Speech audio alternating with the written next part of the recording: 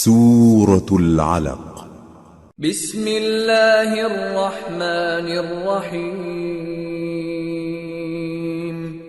इक़रा बिस्मि रब्बिकल्लज़ी खलक़। खलक़ल इंसान मिन अलक़। इक़रा व रब्बुकल अकरम। अल्लज़ी अल्लम बिल क़लम। अल्लमल इंसान मा लम यअलम। शुरू अल्लाह का नाम लेकर जो बड़ा मेहरबान निहायत रहम वाला है।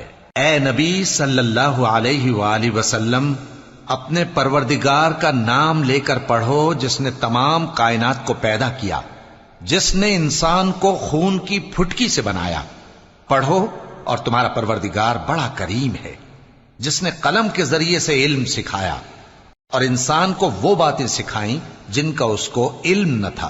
कल्ला इन्नल इंसान लयतग़ा अर्रआहु इस्तग़ना इन्न इला रब्बिकर रुजआ अरअयतल्लज़ी यन्हा अब्दन इज़ा सल्ला अरअयत इन कान अलल हुदा औ अमर बित्तक़वा अरअयत इन कज़्ज़ब वतवल्ला अलम यअलम बिअन्नल्लाह यरा कल्ला लइन लम यंतहि लनस्फ़अन बिन्नासियह नासियतिन काज़िबतिन खातिअह फल्यदउ नादियह सनदउ ज़बानियह